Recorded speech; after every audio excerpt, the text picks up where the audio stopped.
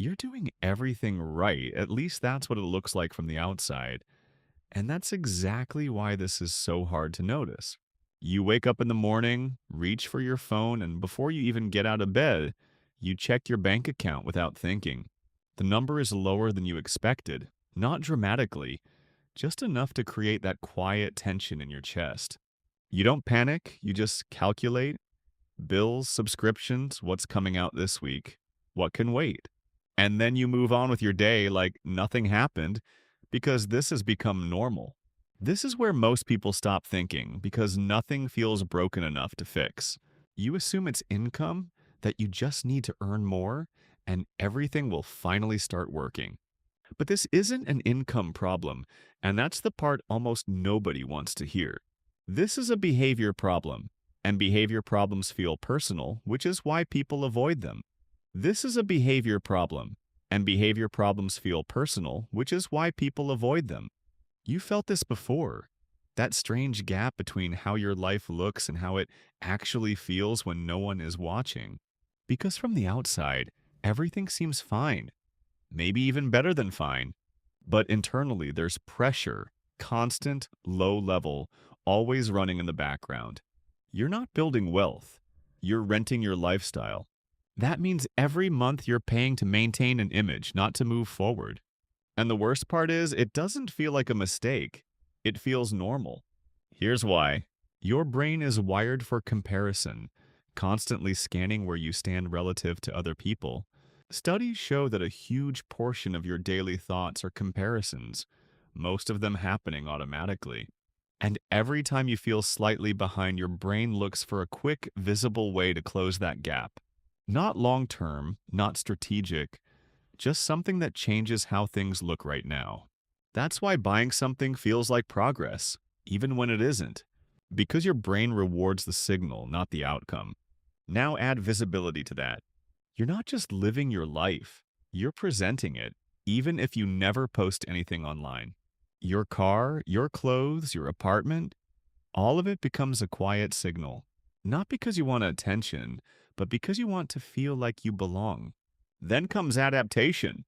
Whatever you buy quickly becomes normal and the excitement fades faster than you expect.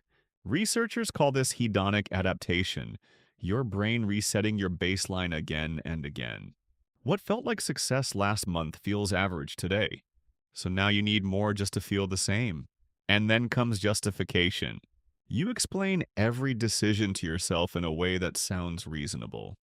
It's not that expensive. I deserve this. I can afford it.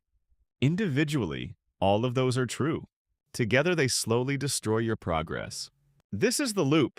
Compare, upgrade, adapt, justify, repeat, and every cycle costs you more than the last one. Now let's make this real. Mark is 32 years old. He works a stable job, earns about $85,000 a year, and on paper, he's doing everything right. Every morning he grabs coffee, gets into his car, and for a moment, it feels like progress. The car is new, clean, impressive, the kind of thing that makes you feel like you've made it. People notice it, or at least he thinks they do. Last month, he upgraded his phone, not because he needed it, but because the old one felt outdated. At the store, it made perfect sense. Better camera, faster, you use it every day. That moment felt like a reward. But now it's just another monthly payment. At night, Mark lies in bed, scrolling, occasionally opening his banking app. He checks the numbers not because he wants to, but because he has to. There's always something pending. Now let's break it down. Mark takes home around $5,200 per month after taxes. Car payment, $850, insurance, $220, gas, $250. He's already at $1,300 before anything else. Rent, $1,400. Utilities and phone, $300. Now we're past $3,000. Groceries, $400. Eating out, $700. Because after long days, convenience feels justified. Subscriptions, gym, apps, $180. Loans, $350. Insurance, $180. That brings him close to $4,800. He has about $300 left. And that's before anything goes wrong. No emergencies, no repairs, no real life. You think you're fine, but you're not moving. This is the gap. The difference between how your life looks and what it's actually building. And this gap is expensive, not just in money, but in time, options, and freedom. No one is watching you as closely as you think. Studies on the spotlight effect show people notice far less than you assume, and yet you're paying for an audience that doesn't exist. Mark is not broke. He's just stuck. Stuck in a system that looks like progress. At work, he stares at his screen, but part of his attention is always somewhere else. There's a payment tomorrow, and he's already calculating timing. He tells himself it's fine, it always works out somehow. But that somehow is exactly the problem. Because every time it works out, the behavior stays the same. React instead of plan. Adjust instead of change. This is how patterns lock in. Your brain starts choosing relief over progress. Because relief is immediate and progress is invisible. So you choose what feels better now, even if it costs you later. This is not a discipline issue. This is how your brain is wired. Your brain rewards comfort, certainty, and approval, and spending often gives you all three at once.